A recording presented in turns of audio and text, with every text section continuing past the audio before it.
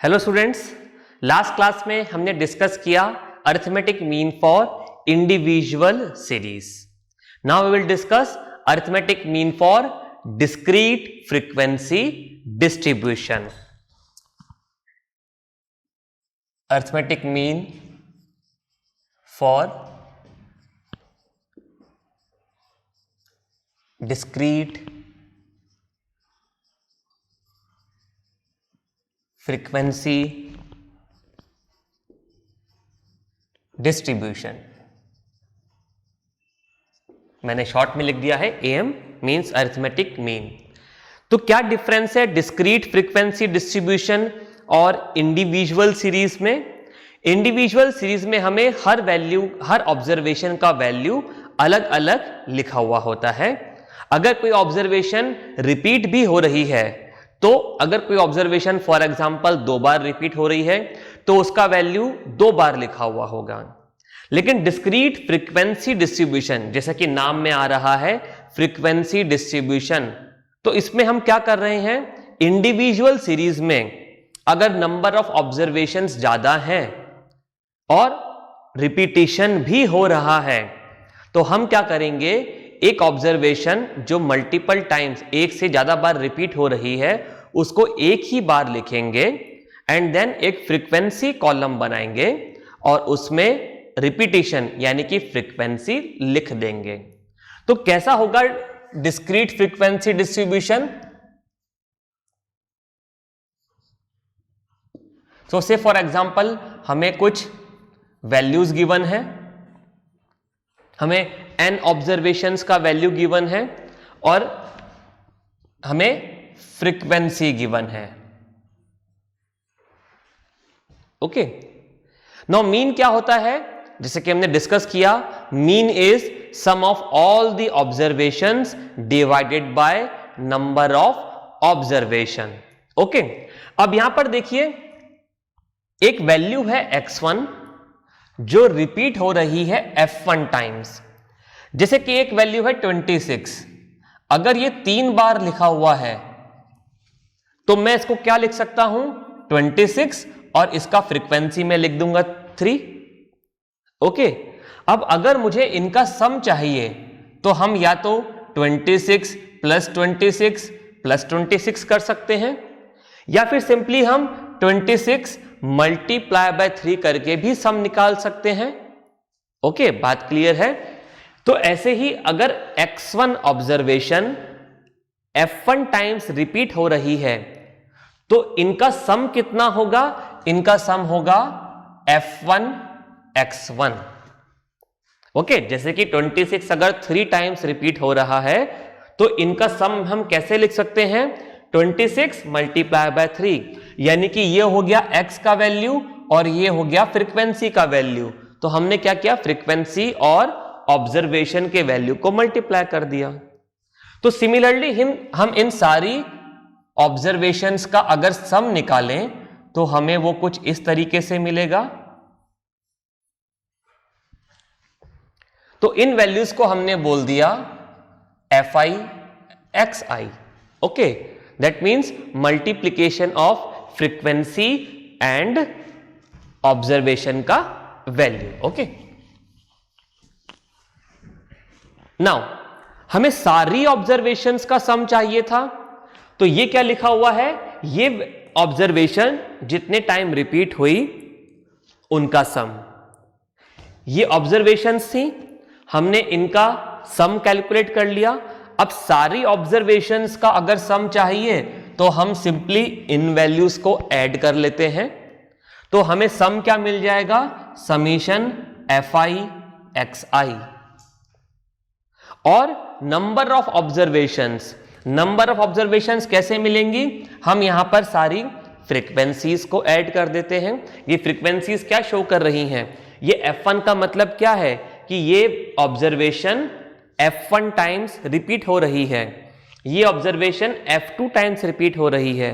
तो total observation कैसे मिलेंगी, इन सारी फ्रीक्वेंसीज को हमने ऐड कर दिया, तो हमने इसको बोल दिया समेशन fi। अब मीन का हमने फॉर्मूला क्या देखा था, x bar equals to sum of all the observations divided by number of observations. तो सम ऑफ ऑब्जर्वेशंस क्या मिला हमें? समीशन fi xi और number of observation summation fi, और समीशन fi लिखें या फिर n लिखें, दोनों एक ही मतलब है।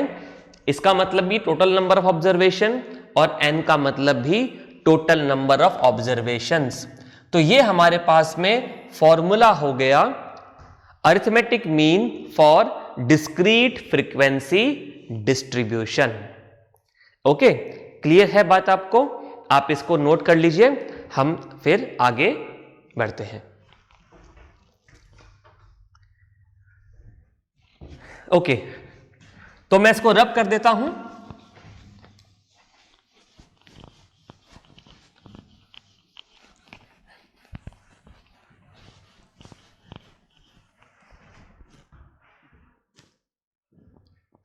हमने मीन का फॉर्मूला देखा अरिथमेटिक डिस्क्रीट फ्रीक्वेंसी डिस्ट्रीब्यूशन के लिए, summation fi xi divided by summation fi। Now हमारे पास में यहां पर 3 मेथड्स हैं मीन निकालने के। मीन का मतलब हमेशा एक ही रहेगा, हम किसी भी मेथड से, किसी भी फॉर्मूला से मीन निकालें, मीन का कॉन्सेप्ट कभी नहीं बदलेगा। Mean is sum of all the observations divided by number of observations. मैं यहां पर पहले तीनों मेथड्स के नाम लिख देता हूं और फिर हम ये देखते हैं कि हम इन मेथड्स को क्यों यूज कर रहे हैं। First is direct method, second is assumed mean method, and third is step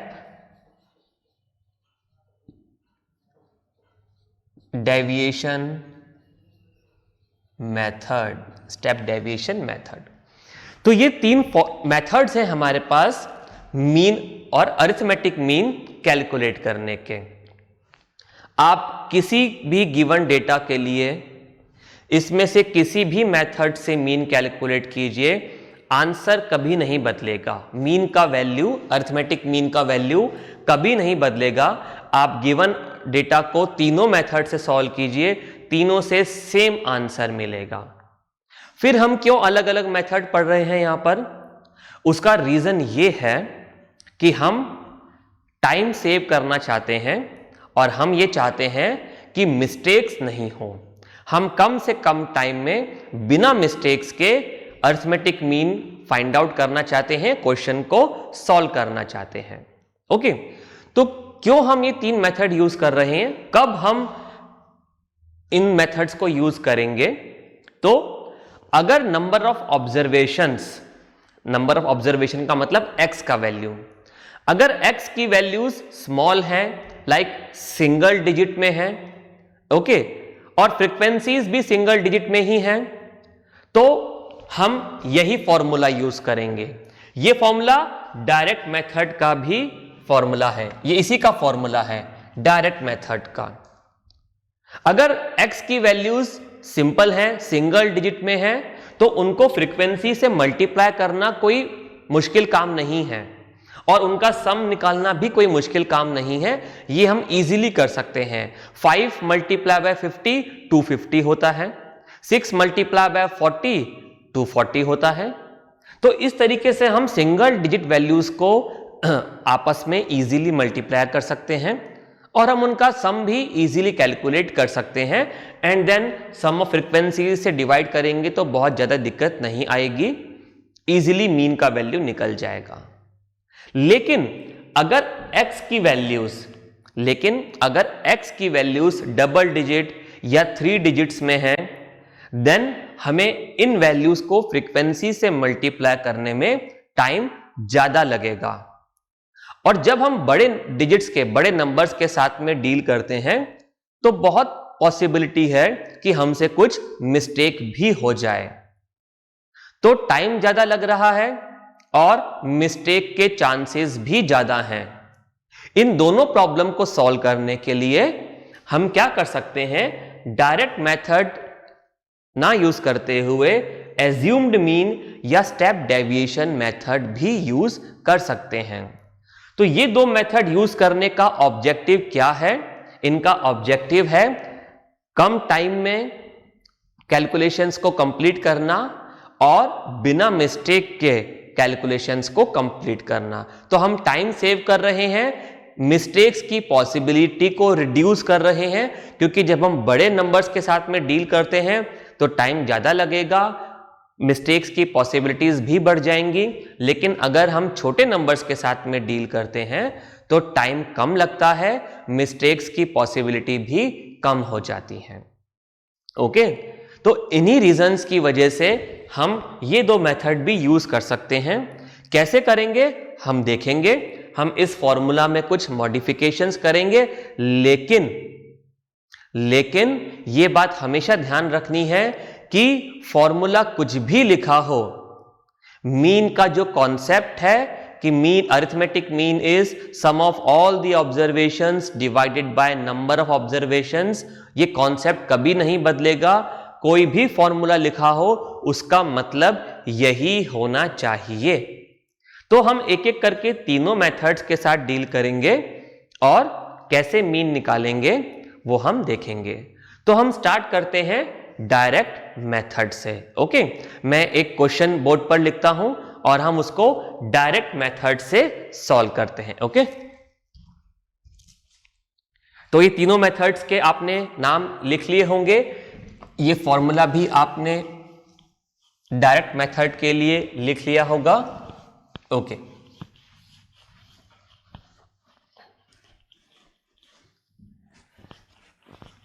तो आप अपना नोटबुक निकाल लीजिए, मैं क्वेश्चन डिक्टेट कर रहा हूं, आप भी इसको लिखिए। Question is find the mean of the following data. Find the mean of the following data. मैं यहां पर डेटा लिख रहा हूं, आप भी नोट कर लीजिए। हमें वेट गिवन है इन किलोग्राम,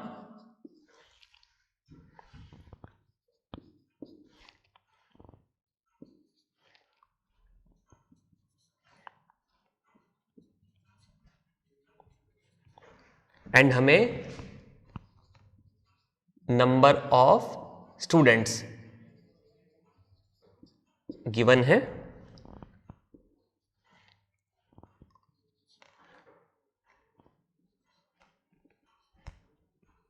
ओके, तो हमें अरिथमेटिक मीन निकालना है किसका? स्टूडेंट के वेट्स का। तो यानी कि ये वेट की वैल्यूज क्या हो गई? ये हो गई x। हमें स्टूडेंट के वेट्स का मीन निकालना है, जिसका मीन निकालना है यानी कि वो x है। और यहां पे क्या लिखा है? नंबर ऑफ स्टूडेंट्स, यानी कि रिपीटिशन, यानी कि ये क्या लिखा है? फ्रीक्वेंसी। तो फर्स्ट स्टेप क्या होगा? हम फाइंड आउट करेंगे fi xi। ओके, यानी कि इन वैल्यूज को, x की वैल्यूज को कॉरस्पॉन्डिंग फ्रीक्वेंसी की वैल्यूज से हमें मल्टीप्लाई करना है। तो फर्स्ट वैल्यू 67 मल्टीप्लाई बाय 4, ये आएगा 268। देन 70 मल्टीप्लाई बाय 3 यानी कि 210। 72 multiply by 2 144। 73 multiplied by 2 146, and last 75 multiplied by 1 75.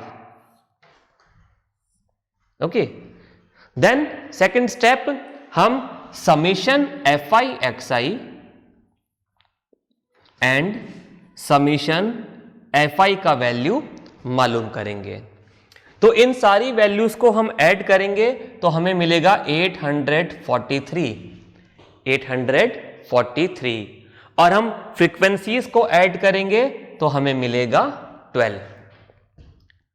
तो हमने सबसे पहले समीशन fi xi कैलकुलेट किया, हमने fi xi का वैल्यूज कैलकुलेट किया एंड सेकेंड स्टेप में हमने इन वैल्यूज को ऐड करके summation fi xi and summation fi मालूम कर लिया। ओके, यहां तक बात क्लियर है। अब क्या करना है, मीन का फॉर्मूला लगा देते हैं। Mean is summation fi xi divided by summation fi, या n भी लिख सकते हैं। तो अब हम ये दोनों वैल्यूज फॉर्मूला में पुट कर देते हैं। तो mean x bar will be 843 divided by 12, 843 divided by 12। इसे आप कैलकुलेट करेंगे तो ये आपको वैल्यू मिलेगा 70.25, और क्योंकि हम क्या निकाल रहे हैं, वेट का मीन निकाल रहे हैं, तो आंसर क्या आएगा 70.25 kg. So what we will write down at the end. So the mean weight of students is 70.25 kgs. बात क्लियर है? आप इसको नोट कर लीजिए। Okay, so this method is direct method, आप इसको नोट कर लीजिए। देन हम ये देखते हैं कि second method assumed mean method हम कैसे यूज करेंगे। ओके,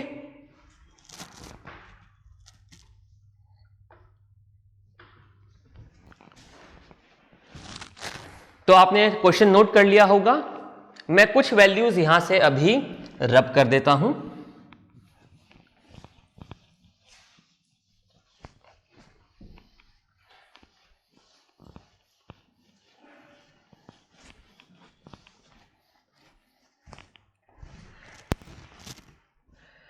अब एक काम करते हैं, इसी क्वेश्चन को हम एज्यूम्ड मीन मेथड से सॉल्व करके देखते हैं। इसी क्वेश्चन को हम एज्यूम्ड मीन मेथड से सॉल्व करते हैं। तो कैसे सॉल्व करेंगे? एज्यूम्ड मीन, क्या नाम है? Assumed mean. हम क्या करेंगे, जो गिवन डेटा है इसका मीन हम एज्यूम कर लेंगे। अपने आप से हम कोई भी एक वैल्यू को इस गिवन डेटा का मीन मान लेंगे। कैसा कर सकते हैं? बिल्कुल कर सकते हैं। क्यों कर सकते हैं ये भी मैं आपको बताऊंगा। ओके, लेकिन मीन कैसे एज्यूम करें? आप कोई भी वैल्यू एज्यूम कर लीजिए। नाउ क्वेश्चन इज, हम बात कर रहे हैं एज्यूम्ड मीन की। अब अगर एक क्लास में 50 स्टूडेंट्स इस क्वेश्चन को सॉल्व कर रहे हैं तो 50 स्टूडेंट्स अलग अलग वैल्यू एज्यूम कर सकते हैं। एक स्टूडेंट क्या वैल्यू एज्यूम कर रहा है ये दूसरे स्टूडेंट को थोड़ी पता चलेगा। तो हमारा एजम्पशन तो कुछ भी हो सकता है, राइट? तो क्या आंसर अलग अलग आएंगे? हर स्टूडेंट अगर अलग अलग वैल्यू एज्यूम कर लेगा तो क्या आंसर अलग अलग आ जाएंगे? नहीं। आप कोई भी वैल्यू जो आपके सामने लिखी है केवल वही नहीं, इसके अलावा कोई भी वैल्यू इस गिवन डेटा का मीन एज्यूम कर लीजिए, इसका आंसर 0.1 भी नहीं चेंज होगा। बट नाउ हमें क्या ध्यान रखना है? हमें यह ध्यान रखना है कि इस मेथड को हम क्यों यूज कर रहे हैं। इस मेथड को हम इसलिए यूज कर रहे हैं ताकि हमारे कैलकुलेशंस थोड़े सिंपल हो जाएं। तो मैंने आपको बोला कि वैल्यू तो कोई भी एज्यूम कर सकते हैं, लेकिन क्या हर वैल्यू से हमारे कैलकुलेशन सिंपल हो जाएंगे? देखते हैं। मैं काम करता हूं, इसका मीन 2 मान लेता हूं, इस गिवन ऑब्जर्वेशंस का मीन 2 मान लेता हूं, और एक काम करता हूं, अब इन सारी वैल्यूज में से 2 माइनस कर देता हूं। तो 67 minus 2 65, 70 minus 2 68, 72 minus 2 70, 73 minus 2 71, 75 minus 3 73। तो ये जो मुझे वैल्यूज मिली, अब कौन सी क्या वैल्यूज मिली मैं यहां पर भी लिख देता हूं। 65, 68, 72, सॉरी 72 माइनस करने के बाद 71, 73। अब मैं आपसे बोलूं कि ये जो फ्रीक्वेंसीज हैं इनको इन वैल्यू से मल्टीप्लाई करो, तो आप मुझे बताइए कि ये जो गिवन वैल्यूज थी इनसे मल्टीप्लिकेशन और इन वैल्यू से मल्टीप्लिकेशन क्या कोई डिफरेंस आया? कोई डिफरेंस नहीं आया। क्योंकि ये भी डबल डिजिट्स में है, ये भी डबल डिजिट्स में है, तो फिर फायदा ही क्या हुआ? कोई फायदा नहीं हुआ। ओके, तो हालांकि हम कोई भी वैल्यू एज्यूम कर सकते हैं, बड़ी से बड़ी, छोटी से छोटी, और मीन पे कोई फर्क नहीं पड़ेगा, लेकिन हमें यहां पर यह बात ध्यान रखनी है कि हम इस मेथड को यूज कर रहे हैं कैलकुलेशंस को सिंपल करने के लिए। तो कैसी वैल्यू, कौन सी वैल्यू को हम एज्यूम्ड मीन यहां पर माने? तो आप डेटा को देखिए, ये डेटा इंक्रीजिंग ऑर्डर में है। ओके, अगर मैं इस गिवन डेटा का रेंज देखूं तो 67 से 75 इस रेंज में डेटा है। ओके, रेंज का मतलब लोएस्ट और हाईएस्ट वैल्यू। अब अगर मैं इन्हीं में से कोई एक वैल्यू, ओके, या इसके बीच में 67 और 75 के बीच में किसी एक वैल्यू को एज्यूम्ड मीन मान लूं, तो वो वैल्यू कैसा होगा? डबल डिजिट में।